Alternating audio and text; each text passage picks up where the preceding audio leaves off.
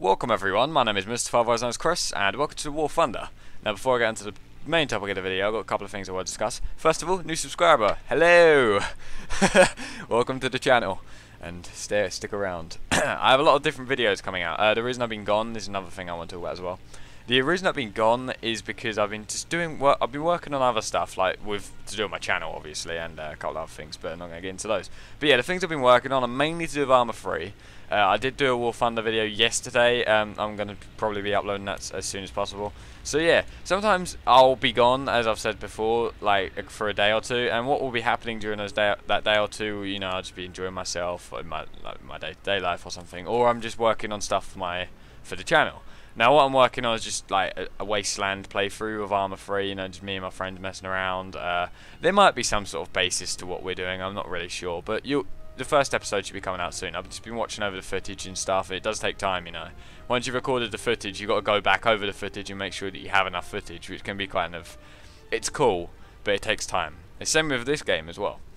But yeah, so I should be hitting you with that pretty soon. Not hitting you like in a harmful way, but whatever. Yeah, so... the other thing I want to talk about actually is, if you're new to War Thunder, this aircraft I'm using is the I-15 3M62 Shaika. It's the first airplane you unlock in the Russian series, in the Russian aircraft nation thing.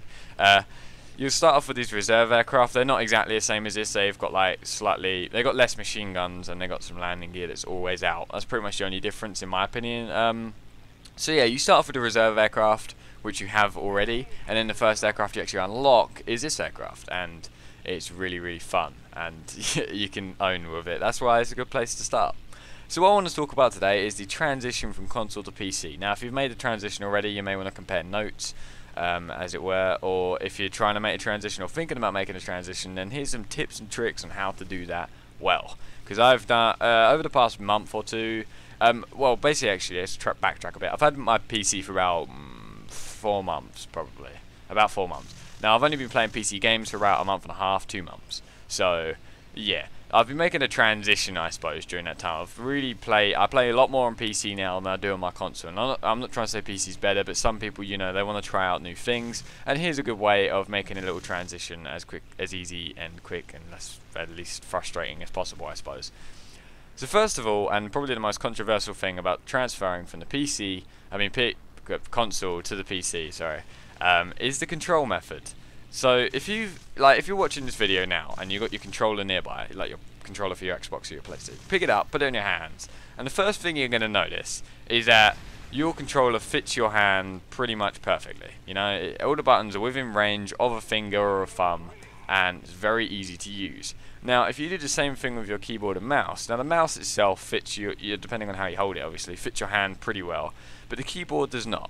And because, like, especially with shooter games, you've got to keep your hand on WASD, or near there anyway. The right side of the keyboard is kind of inaccessible. Now, you don't want to be moving your right hand to do that. You want to keep your right hand on your mouse at all times, pretty much. So you've got to use your left hand for a lot of that, the keyboard, and that can be quite difficult getting used to. So, what I recommend is that you start playing these particular games that I'm going to mention in a second, in order to get used to using it like this. It will take you, it's not going to be easy, you know, it's going to take you a few days or maybe even weeks to learn, depending on how dedicated you are, but, you know, you'll get it eventually, and it's a bit like revising for an exam. The more you practice, the better you're going to do. So, first things first, here's a couple of games that you can play in order to, improve, I suppose, and get some practice. Now, a couple of these are free to play. I'm going to mention which ones are, and then the ones that aren't free to play, I'll mention what they cost as well, I think. At the moment, this video may not be completely relevant, so actually I'm not going to mention the cost, but it don't cost much. So first of all, free to play shooters. If you've got Steam, by the way, is something you have to get pretty much to play it. You don't have to have it to play on PC, no, by no means, but it is very useful to have it because you can you know, you can add people and stuff like that. It's a bit like the PlayStation Network or the Xbox Live of the PC. It's completely free of charge. It's just like a way to bring all gamers together who play on PC. But yeah, if you go on there and type in the search bar Blacklight Retribution, or just Blacklight should do, or even go to the free to play section and type in the top played. And the good thing about this game is it's completely free to play. It's a shooter. It plays a bit like Call of Duty, and it's very good visually and stuff like that. It's a very fun game to play, and I didn't experience, I mean, my computer's just above average, but I experienced no frame drops and stuff, and I was playing it on like high or something. I just messed around with my settings, and voila, I was playing it very well. So it's a very good game to mess around with, and you know, just have a bit of fun with. It's very easy to learn as well. It's going to take you a couple of hours probably to learn, which I don't consider to be a very long time, considering you probably play that game for about 20 hours or something. And it's very good to play with friends too. I didn't personally get to play it with friends, but people I spoke to have played it with friends said it was very good. And it's just a nice place to start. But if you don't want to be starting off with some very fast-paced gameplay, what you may want to do is download another game. It's also free to play. It's called PlanetSide 2. PlanetSide 2, sorry. It's a newish game. It's been out for a little while, but you know, it's a nice place to start if you want a slower-paced shooter. It plays a bit like Battlefield in terms of if you've got vehicular gameplay and infantry combat. And now you can get 2,000 people in a server. Now don't be scared about that. The maps are huge, massive. But I love that word for some reason. But yeah, it plays a bit slower than Black Cloud Retribution. It depends on where you spawn on the map, really, because you can spawn at your bases where you got like they're very secure locations generally, or you can spawn where reinforcements are needed. So you kind of get to pick the way you play, like in terms of speed. But you probably die a lot more in PlanetSide 2 than you will in a Blacklight, so it's really up to you on what one you want to pick out of those. Now, another game you may want to play, which is weirdly enough the one on screen, War Thunder. Now, you're probably thinking, well, how the hell does this help me get better at shooters? Let me explain. During this game, you're constantly moving your mouse to shoot at that little circle in front of every aircraft. It depends on how they move, depends on where the circle is. Now, this probably isn't the best gameplay to show you how accurate I am with it, but, you know, it takes a bit of practice to do, and I'm still not fully there, like I said, but you will, you know, this is one of those games that it trains you to put your mouse where it needs to be, and that is why it will teach you to be better at shooters in some ways.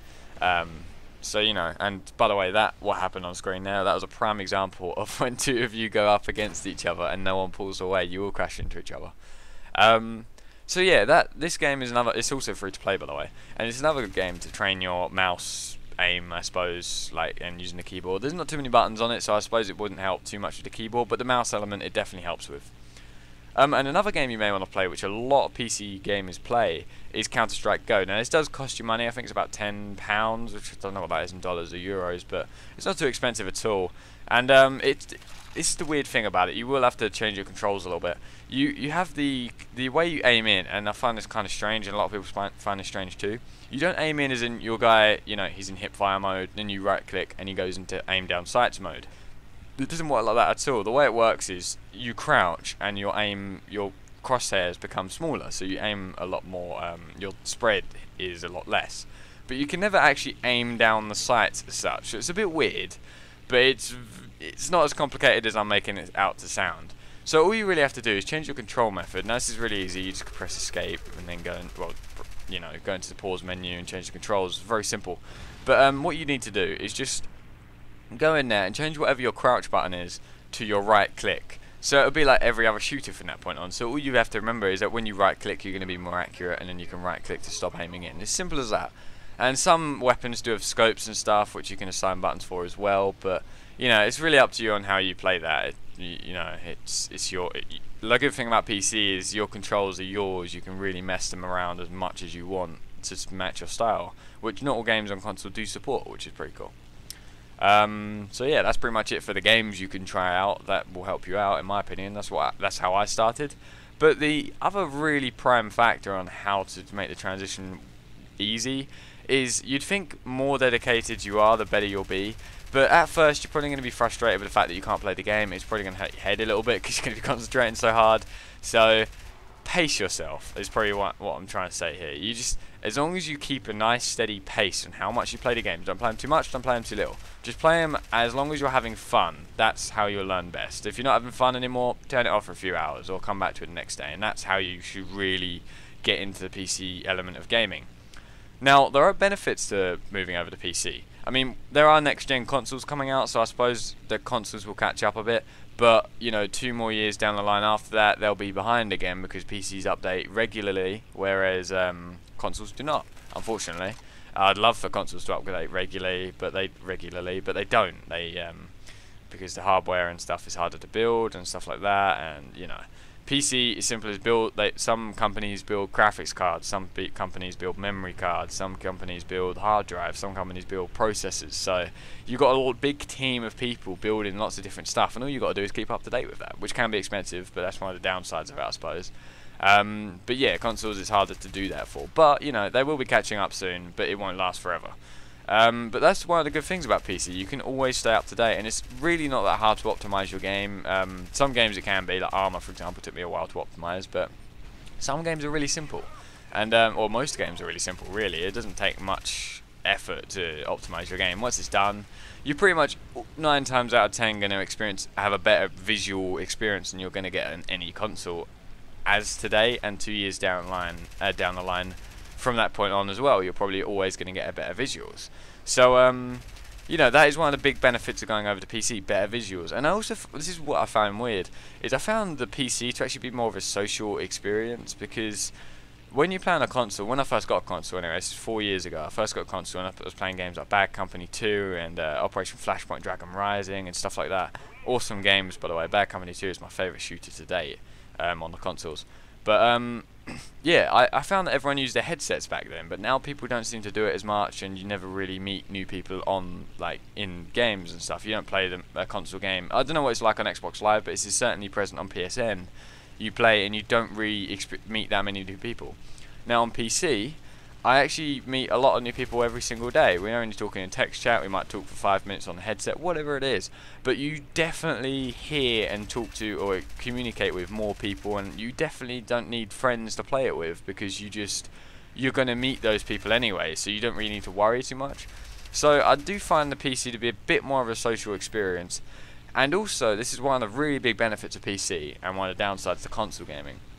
If you play on a console, the reason you don't see many indie games, or independently made games as they're known, the reason you don't see too many of those is because it costs them a lot of money for packaging, production, and sales and stuff like that, and just developing they have the rights to develop it on a console as well. Whereas on a PC, it's really easy to port. I mean, you don't even have to put it, if you don't want to put it on Steam, you don't have to.